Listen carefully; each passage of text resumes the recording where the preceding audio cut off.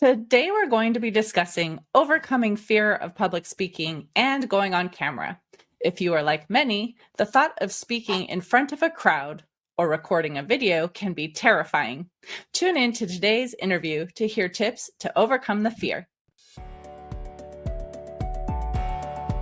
Welcome to Biz Help for You with host Candy Messer. Entrepreneurs like to focus on the big picture, like profitability, success, and a smooth-running organization. But there always seems to be those little things like taxes, employee compensation, laws, regulations, and more. Now you can get the answers you need in one place. Join us today as we break it all down for you. Now, here's your host, Candy Messer.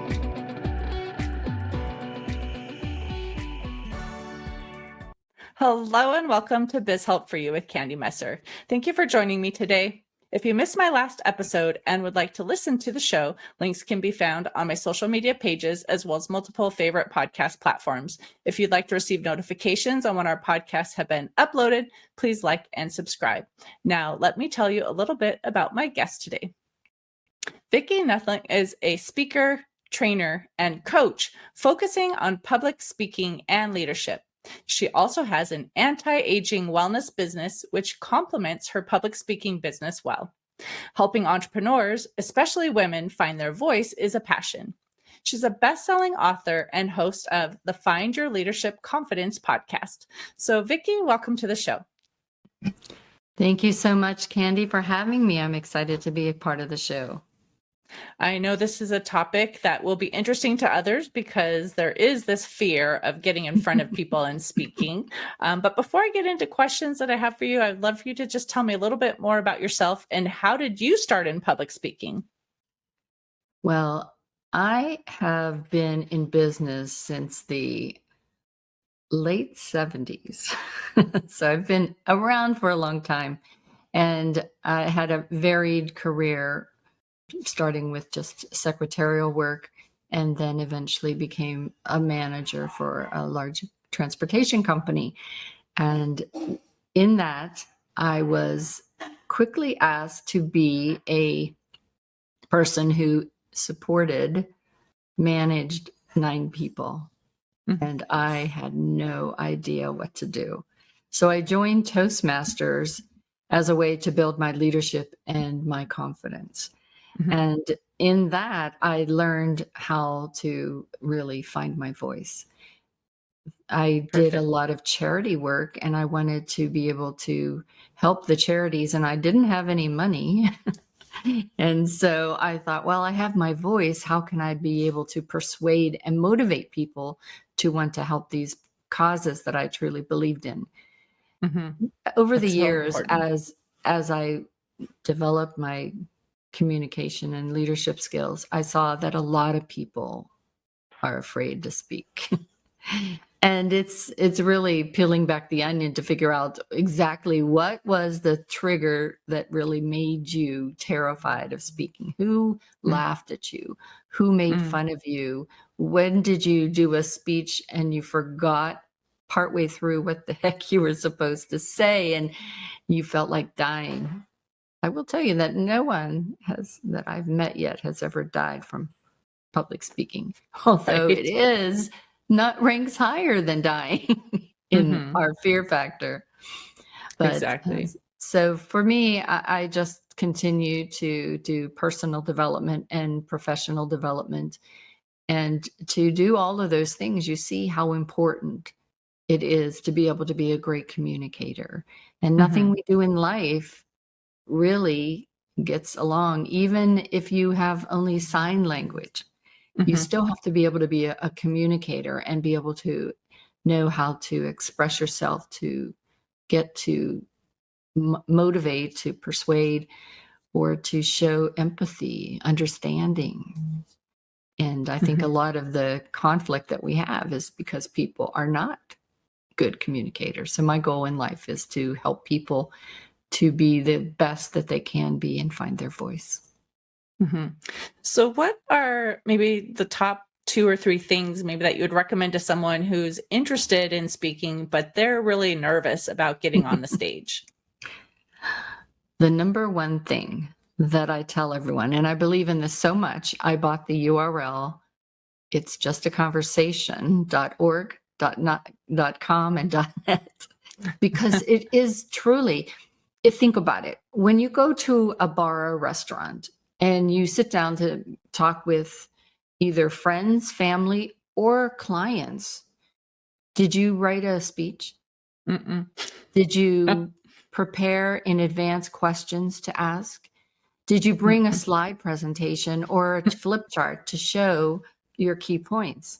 No, no. You actually had a conversation, and in that conversation, you were animated, you were engaging, you used eye contact, you used natural gestures, your vocal variety was there. You were able to hold their attention for the most part. I will say, there are some conversations we were in and we were like, oh God, will they ever finish? But, all of those things. So if you just first stop thinking of any time you have to speak as anything more than a conversation, you will take away so much of your nerves. Because in a conversation, there's no practice, there's no memorization. And if you mess up, in a conversation, we just laugh at it. I forgot this, or I did that. It's just natural. And that's what I want you to feel, that natural, authentic self that comes out and just shares what you think, shares your message, and does it from your heart. The second one is to understand your tone. Oftentimes, if you're in business, we often say, oh, you wrote that email, but it was misunderstood. The words were all there, but the way I read those words, interpreted those words, because there was no tone, made me misunderstand it, made me either be angry or confused. And so I try to explain to people, especially young kids who do all the digital, on their Instagram and all the other things, your tone matters. You need to be able to have breath and pauses and have that, know when it is appropriate to raise your voice, but you don't want to do your whole speech all up here. And you don't want to be so quiet that people can't hear you. So you have to be able to know, how do you use this instrument that God gave us to have that wonderful song that we call our voice, to be able to get our message across in a way that people want to lean in and learn more, listen more, and understand better. So those would be the 2 points. Be able to have conversation and be able to have a great tone. Well, when you're talking about that being a conversation, I can see where that could definitely take away some of the fear. But I know sometimes, they'll say, well, you have this many, minutes to present and you want to get across certain ideas. And so you have in your mind, you have to present certain information. And you always hear people say, and practice lots and lots of times talking to the mirror or, whatever, just to get comfortable with what you're saying, which is more preparation. And I think that's kind of what causes fear. So what would you say to someone then who is thinking, well, I have to have all of my information easy to present and know what I'm going to say and have my thoughts, but yet I want it to be that conversation? How do you kind of balance the two? So I look at, whenever I do a presentation, I tend to talk about what I know, but there are times when you're going to be asked to talk about something that maybe you just learned. And so it is a time when you consider, okay, what visual aid will be a trigger for my mind so I remember what I want to talk about? The mistake a lot of people make is they'll do PowerPoint and it will be bullet point after bullet point and bullet point of everything that they want to say. First of all, it makes me think that you don't know what you're talking about yet, but that might not be true. You might know everything, but you felt necessary to put it all on the screen so people would get it. But what people tend to do is they read and they don't listen to you. So I'm not going to retain as much. For me, whenever I coach people on PowerPoints and things, I'll say, well, instead of those words, what few words could you use with a photo or just a picture? A picture will make me remember the words you're saying far more than those bullet points will ever do. Mm-hmm. And as for the nerves, I practice, but you're practicing not to memorize. You're practicing to become familiar with the content. So I will use, if I'm doing a talk without a presentation, I will just have a card, a Post-it or a 3x5 or something that has attention getting opening, like what question or way am I going to get their attention? And then point 1, point 2, point 3, and point 4. No more. Even if I'm doing a 60-minute keynote, I'm only going to have 4 points. We can't wrap and remember more than 4 points. What you do, though, is each of those points, depending on how long you are talking, how much time you have, I'll have more stories that are wrapped around each of those points. So if I'm only doing a 1 minute, I might only have one story, but it's going to get those 3 main things that I want you to know. You know, if I'm talking about fear of public speaking, I'll have that intro story about someone who had a fear of public speaking. So you now can see you in that story, but each of the points will give you some way to have a solution to overcome your fear of public speaking. And then the final thing is that call to action of how you can work with me. If you're talking about something in your business, like if you're talking about marketing, you'll have a story about how, marketing was a problem and you didn't know what to do. And then all of a sudden, and you'd have your stories. And again, depending on how long it is, you're still only going to have those 3 points.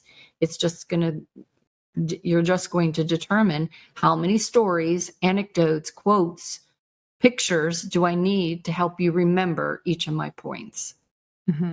And again, when you use the visual aids, when you use these little cues, and the more you do your talks, the more you know it, and then the more comfortable. Like I have, I guess, 5 1-minute talks that I could do for different audiences. And you want to be able to understand and visit, if you can, if you're meeting in person, with some of the people that are going to be the audience. And if you hear that what you were going to talk about is not necessarily what they need to hear that day. Say I was going to talk about fear of public speaking, but as I'm talking to these people, I see, well, they're all comfortable really in public speaking, but they really don't know is how to lead with their heart. And as you're a speaker, you want to be able to do that and teach that. So I'll change my presentation to touch on just briefly what I was going to talk about, but segue into what the audience needs to hear. And that comes from practice. And again, as you said, I talk to the mirror, I talk to my cat, I practice it over and over. And the more that I do my speeches, the more natural it comes. Every podcast I do and questions are asked of me, I become more comfortable with my content. It truly is. The practice is just making you become comfortable and confident that you know your stuff. And if you screw up, like if I forget something, I'll just admit it. And you know that I'm not expecting you to be perfect. And most cases, nobody's looking for you as a speaker to screw up. If you just remember that. And you're human. You're human. I don't want you to be perfect because I can't be perfect. And if you're perfect, then I'm going to think I can never be as good as you. I can never do what you do. So I'll just dismiss that. That's a great point. And I think, while you were talking, I was hearing too, a lot of your information is going to be forgotten if it's just facts and bullet points, but the stories are the things that are going to help people remember the content that you're sharing. So that's why it's so important to have those stories included in what you're presenting. Yeah. For example, one of my talks is about my grandson, my youngest grandson. And this is a true story. We were driving on a trip and he and I, and he's in his car seat at 4 years old, and he's looking out at the window, and there are construction things going along the road. And my grandson at 4 loved those big yellow construction things. And he is telling me, Oma, you should see the big trucks out there. And he's just doing his little hands going, it's so cool. And he is so animated. I'm trying to drive and I'm seeing in the rearview mirror this little great speaker. And I thought, oh my God, he's going to go to school and he's going to have to remember a speech and be terrified of it because he's going to think he has to memorize it and he's going to forget something and somebody might laugh at him and he's never going to speak and he's going to be 30. And that experience in first grade is going to haunt him to never really be confident as a speaker. I don't want that. I don't want that. So how can I help the young kids as well as the adults understand that if you just keep that energy, understand that enthusiasm, that excitement, that creativity that you did at 4 years old will make you the best speaker and leader that we ever would want. So I know as we're, talking about this topic and you were talking about keeping your audience engaged too, and stories help with that. Are there other things that you can do to help have the audience really paying attention to what you're saying, engaged with, the conversation that you're having with them, to basically be able to impart the wisdom that you have and why you're there? One of the key things, I did training quite a lot as a project manager. And one of the key things that you want to do is every so often in your notes, ask a question, put a slide in that asks a question. You really need to check understanding of people. A lot of times, as we talked about earlier, speakers want to get everything out that they know. And they basically fire hose or dump or vomit on us all the information. And they go so quickly and they go so fast because they want to get everything out. And they don't realize that I was like 5 slides back. I'm trying to figure out or something that you said 5 minutes ago really stuck with me. And I was wanting to ponder on it a little bit, but you had no pauses. You had no question that you didn't ask me to put in chat how I felt about that. All of these things, whether you're in person or on Zoom or in a virtual setting, a live, Facebook Live, you want to stop every so often and ask questions of people. Just even to say, give me a thumbs up. Raise your hand if that is something that really strikes you. Or have you ever felt this? Like a lot of times I'll open my talks with a question so I could gauge the understanding of the audience. Like, have you ever felt fear of speaking in front of anyone? If I have the whole audience put their hands up, I know I got works to do. Right. But if I said, well, have you ever felt that fear of public speaking and nobody raised their hands or only half the room, then I know that some of the people will need more advanced information. And I want to be able to share that with them as well. So asking questions, using the reactions in chat, as well as in person, asking for reactions, even having people come up. I love when I'm in person to have people do role play with me and practice things so that they get experience, but the audience also learns more from that it's just not me talking but we're with each other together. So what are the 3 E's of a great presentation? The 3 E's are to engage, bring enthusiasm, and really to be able to evaluate how you've done. The first one, to engage, is that opening, as I said, with a question, quote, raising your voice even can get people in. My husband, as a school teacher, his first year of teaching, used to drop a bunch of books and the class would all look at him.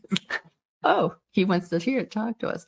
So whatever you do to engage them, and that's throughout the talk, is using those questions, reactions, and things. Enthusiasm, the way you walk into a room and the way you start your presentation is the way it's going to go. And if you're tired or if you're angry or sad, that's the way it's going to go. And so you need to be aware of that the energy that you bring is going to be received.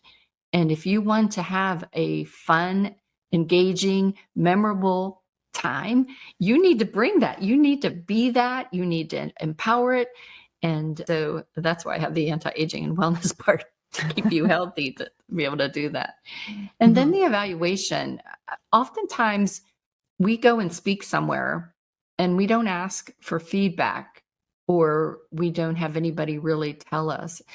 Part of my coaching program is every speech, every talk you do, we spend time evaluating it, working on it, so that your first audience isn't that audience of 20 or 500. It's just you and I. And I think that's important. You really want to think about what you're going to say, but more so how you're going to say it. So you need to evaluate exactly what it is that is going to help it. And the two secret E's are emotional intelligence and empathy. And that goes back to tone. Nice. Well, I know we've been talking about presentations where there's some type of interaction possible, because either on Zoom, right, and you see the reactions, or in person. But we also wanted to talk about the fear of being on video or live, in social media or things like that too. So how do you take this information that you're presenting for an actual in-person type presentation to one where you're recording yourself, or you're the only one really on the video interacting? You don't have that same interaction. How do you do that with video?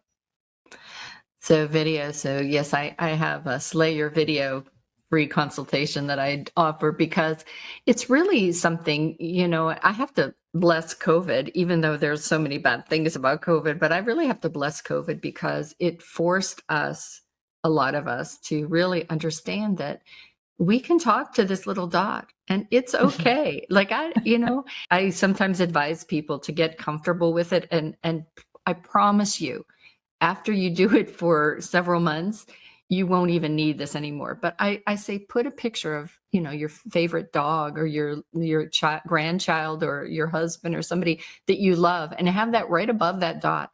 And so then you just make love to that dot. and I don't even have to look at the people in the gallery to be able to have energy and excitement and be able to convey how I feel. Some people need that, you need the reaction to that. But I want to let you know that if you met in person and you were in a big stage, the bright lights are so that I can't see your eyes. I can't see your reaction. It's really just dark. And so I think for me, practicing doing lives or doing videos or Zoom meetings is a great way for you to be also comfortable when you get in person in a big station or situation where you have those bright lights. Now, if you're in a casual room where that there's no lighting is not a problem, and you can see the people and you engage with the people, it's even more fun. But in this situation, so what you need to look at though is, and I see this a lot in my podcast, where people come on and they're in the dark, so their lighting is not correct, their sound is not great, they don't look at the camera, they look off to the side or down. Or my favorite is where a person's camera is such that I'm looking up at your nose. I'm looking up your nose the whole time. And now, honestly, I cannot concentrate on what you're saying, because all I'm thinking is just put your head down. I don't want to look at your nose anymore. And people don't think about that. So the position of your laptop, it needs to, be sitting on books or boxes so that it's eye level with you in that little camera. And those are just small things. And I talk to you, well, if you're just starting, just use this as your microphone and your sound. Or as you progress, you can get the real live microphone and make noise. And so sorry about that. But, and your camera on your laptop could be good enough to start, but then you can get a Logitech or a center cam that gives you a better picture. So it's just little things that whenever you start to tick off, all of these items, it's easy to then to forget that you're on camera, and it makes doing lives just natural for you. But it, just like we said before, you just have to keep doing it and keep doing it, and then you'll get better. And that's what I think I'm hearing from this whole conversation is you just start, right? You're going to be nervous at first, and whether it's in person or you're just recording a video to put out there, on a blog or social media, you are going to be nervous, but the goal is you want to help the listener with whatever information you're sharing. And so just do it, get comfortable. As you do it more often, you're going to become more comfortable, and then you can upgrade, if you need to at some point to get better equipment, but really just start. Yeah. And that's a secret. For me, the first lives that I did were terrible. And I still have some terrible lives. But it's just, is that if the excuse is that I want to be perfect, you're never going to do a live. You're never going to be able to promote your business. People even hesitate going on podcast if they find out that they're live streamed. And again, just think of it. I'm just going and I'm just talking to someone at a bar, or I'm talking to someone across the table in their living room. And then it takes a lot of the edge off. I promise you. You just have to understand that everybody that's out there is going to want you to be good. Exactly. They want to encourage you, and it's funny when you talk about the live. When I first started my podcast, I was on Voice America, which was an hour-long show. Yeah. Right? And it was recorded live. It aired live. And then, of course, it was recorded and shared later. And I was really nervous at first, too. I'm actually a shy person. This was never on my to-do list. Yes. But somebody said, this would be great. And so I was like, am I going to have enough content to fill that period of time? And I was really nervous at first, but I thought, what's the worst that can happen? Right. Yeah. And so I did it. Right. And I was nervous at first. And I probably, if I go back and listen to those, I'll probably think like, oh, I was so bad at that time. But the whole goal of my show is to educate entrepreneurs, help them be successful. And so the passion that I have and why I'm doing it is why I continue doing this, right? So I think that's what we have to think about too, is we're not going to be perfect, but we're going to get better over time. And if the passion is there, then it's going to help you accomplish whatever it is that you want to do and get over the fear. And the thing that I love about podcasts, and if you have a good host, they ask you questions that will make you feel comfortable, and you organically get questions from questions. The more you do podcasts, though, the more you kind of start to develop your stories.